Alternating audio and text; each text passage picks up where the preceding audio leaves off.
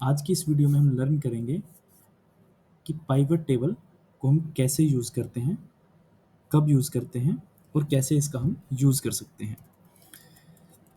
तो pivot table को start करने से पहले इसके बारे में हम थोड़ा सा इसकी इंट्रो हम पढ़ लेते हैं यहाँ पर। पाइवट टेबल क्या होता है?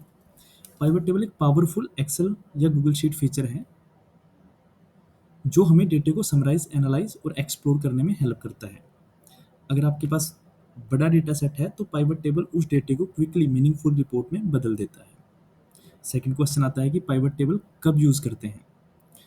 जब आपको अपने डेटे में पैटर्न्स देखने हों, जैसे total sales by region, average price by product या किसी भी कैटेगरी के हिसाब से जब डेटे को ग्रुप करना हो, तब पाइवट टेबल बहुत यूज़फुल होता है।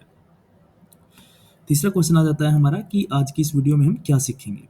तो आज की इस वीडियो में हम सीखेंगे कि कैसे एक सिंपल पाइवट टेबल क्रिएट करते हैं, डेटे को समराइज करते हैं और अपनी रिपोर्ट को कस्टमाइज करते हैं ताकि आप अपने डेटे को ईजिली समझ सको। फोर्थ नंबर पर आ जाता है हमारा कि क्यों इम्पोर्टेंट है।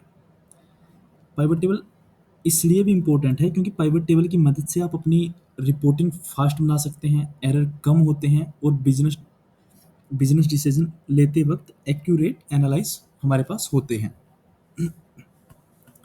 तो चलिए वीडियो को करते हैं स्टार्ट।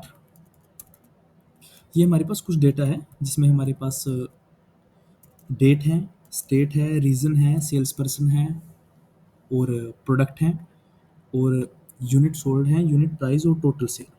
ये हमारे पास एक डेटा है सेल्स का। तो अगर इस डेटे में से मैं बात करूं कि मुझे सेल चाहिए किसी एक सेल्स पर्सन की, है ना? मुझे सिर्फ अर्जुन की सेल देखनी है और वो मुझे देखने हैं उसकी साउथ रीजन की। तो उसके लिए क्या करते हैं कि इसको हम फिल्टर कर लेते हैं। अगर हम या तो हमें यहाँ से एक एक करके देखना पड़ेगा। पहले मैं जाऊँगा यहाँ पर, मैं अर्जुन की सेल पे फ़िल्टर लगाऊँगा, उसके बाद मैं यहाँ पर रीज़न में जाके फ़िल्टर लगाऊँगा। तब तब जाके हमें पता चलता है कि अर्जुन ने की किस रीज़न में कितनी सेल है। बट अगर हमें इसको रिपोर्ट वे में देखना हो कि मतलब एक ही बार में हमें दिख जाए कि किस सेल्स पर्सन की किस रीज़न में कितनी सेल है, तो उस कंडीशन में हम पाइवट टेबल का यूज़ करते हैं। जिसके लिए सबसे पहले हमें इस टेबल को, पूरी रेंज को हमें सेलेक्ट करना है। जिस डेटे की हमें रिपोर्ट क्रिएट करनी है उस पूरे डेटे को हमें सेलेक्ट करना है। उसके बाद आपको यहाँ पर सेकंड जो आपको दिख रहा है इंसर्ट, उसके ऊपर क्लिक करना है। यहाँ पर सबसे फर्स्ट नंबर पे जो ऑप्शन आपको दिखेगा वो दिखेगा पाइवट टेबल। आप इसके ऊपर क्लिक करोगे तो हमारे पास एक पॉपअप बॉक्स यहाँ पर ओपन हो जाएगा जिसमें आपको सबसे पहले यहाँ पर दिखाई दे रहा है टेबल रेंज। इसमें ऑटोमेटिक वो रेंज पिक हो चुकी है जो हमने यहाँ पर अपने टेबल में सेलेक्ट की थी। वो रेंज यहाँ पर ऑटो पिक हो चुकी है। तो इस रेंज को हमें चेंजेस इस रेंज में हमें नहीं करने। तो सेकंड नंबर पे इसने हमसे पूछा है कि choose where you want the pivot table to be placed. तो हम न्यू वर्कशीट के ऊपर क्लिक करके ओके कर देते हैं तो हमारे पास एक न्यू शीट यहाँ पर ओपन हो जाएगी। अगर हम यहाँ पर एग्जिस्टिंग वर्कशीट के ऊपर क्लिक करके करते हैं तो उसके बाद ये हमसे रेंज यहाँ पर पूछेगा कि जो आपको ये एग्जिस्टिंग शीट के अंदर जो आप ये रिपोर्ट देखना चाहते हो वो आप किस कॉलम में देखना चाहते हो।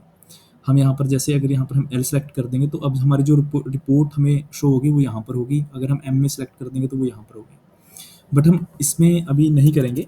फिलहाल के लिए हम एक न्यू वर्कशीट यहाँ पर लेंगे और उसको हम यहाँ पर ओके कर लेंगे। तो हमारे पास एक ये न्यू शीट क्रिएट होके आ चुकी है जिसमें अभी हमें अपना पाइवट टेबल से हमें रिपोर्ट जनरेट करनी है। तो जैसे कि हमने सबसे पहले जो बात की थी, हमें देखनी है सेल्स पर्सन वाइज सेल।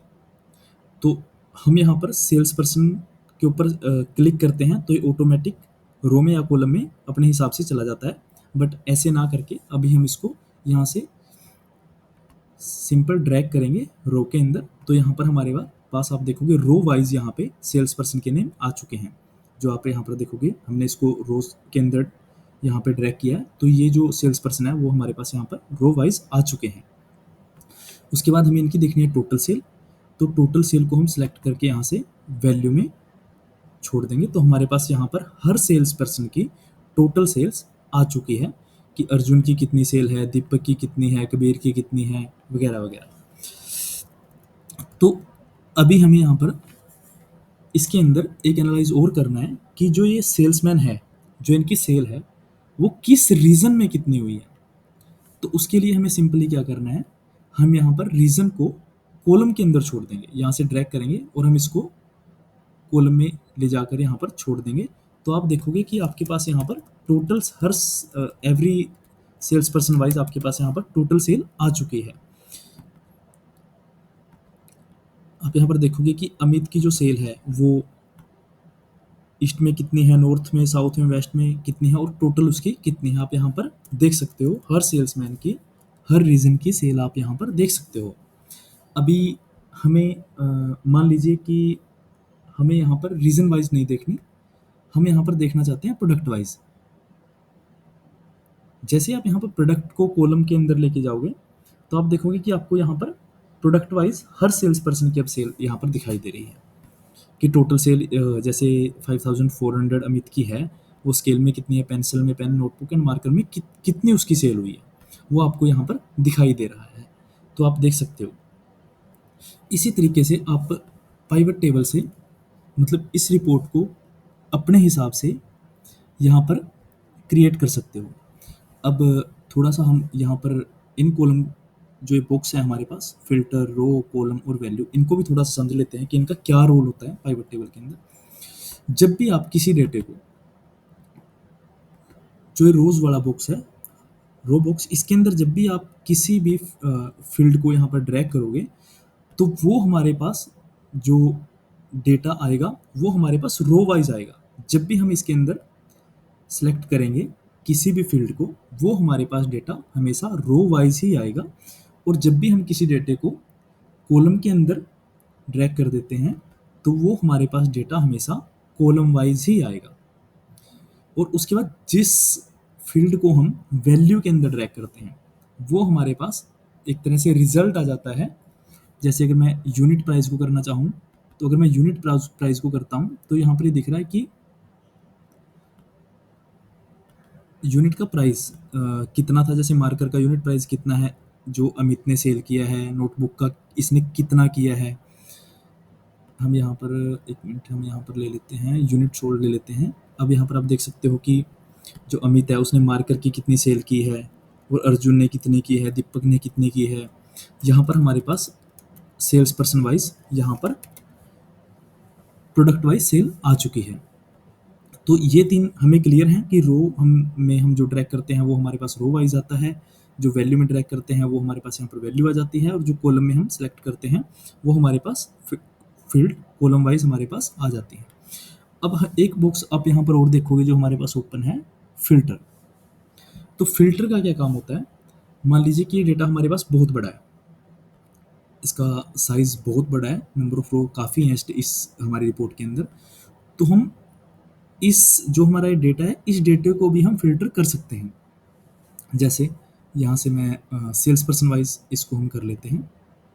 मैं यहाँ से सेल्स पर्सन वाले फील्ड को ड्रैग करके फिल्टर कॉलम में छोड़ देता हूँ।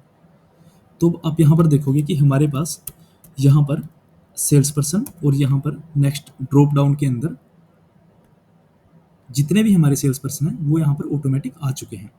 अब अगर मैं यहाँ पर दीपक के ऊपर क्लिक कर देता हूँ और इसको जैसे ही मैं ओके करूँगा तो यहाँ पर आपको दीपक की सेल दिख रही है प्रोडक्ट वाइज। मान लीजिए मैं यहाँ पर दीपक की जगह कर देता हूँ कबीर की, तो आप यहाँ पर आपको कबीर की सेल दिख रही है। और अगर आप यहाँ पर ऑल कर देते हैं तो यहाँ पर पूरी टोटल एक सेल जो है वो यहाँ पर हमें दिखाई दे रही है।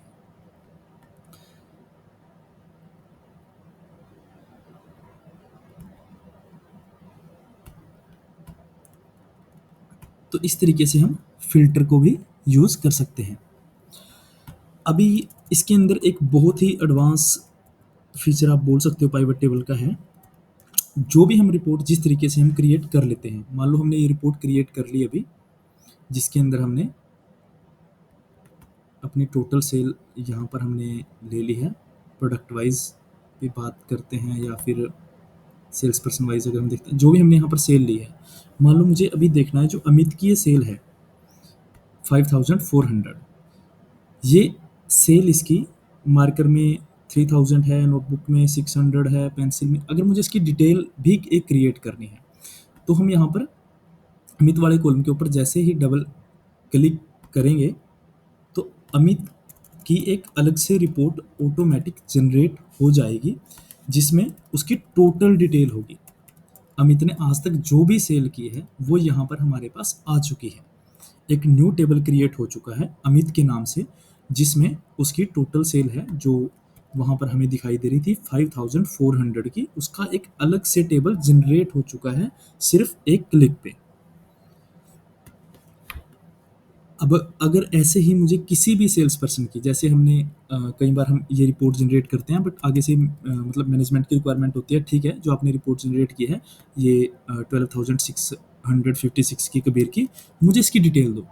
तो उसके लिए फिर से आपको टेबल बनाने की ज़रूरत नहीं है, आप इस पर सिंपली यहाँ पर जाओगे और उसके ऊपर डबल क्लिक कर दोगे तो आप देखोगे कि यहाँ पर ये कबीर जो सेल्स पर्सन है उसकी टोटल सेल जो अभी हमने वहाँ पर देखी थी 12,656 का एक new fresh table auto generate हो जाएगा सिर्फ एक क्लिक करने से। और अगर आपने सिर्फ स्केल के अंदर क्लिक किया है तो अभी आप देखोगे कि जो अमित ने स्केल के अंदर जितनी भी सेल की है उसकी उसका अलग से टेबल जनरेट हो चुका है। ऐसे आप किसी भी कॉलम के अंदर जिसके भी अंदर आप क्लिक करोगे उसका आप डिटेल में एक अलग से टेबल जनरेट कर सकते हैं सिर्फ एक क्लिक में। तो ये आज की हमारी जो वीडियो थी ये बेसिक पाइवट टेबल के ऊपर हमने क्रिएट की है, मतलब बेसिक पाइवट टेबल को ध्यान में रखते हुए आज की ये हमने वीडियो बनाई है।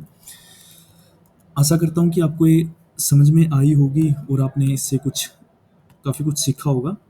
नेक्स्ट वीडियो में हम बात करेंगे पाइवट टेबल के कुछ एडवांस फीचर के बारे में, जो कि इस वीडियो के बाद मैं अपलोड करने वाला हूँ। तो तब तक के लिए बाय बाय, मिलते हैं नेक्स्ट वीडियो में। अगर आपको वीडियो अच्छी लगी हो तो वीडियो को लाइक और चैनल को सब्सक्राइब जरूर कर लेना। मिलते हैं नेक्स्ट वीडियो में, बाय बाय।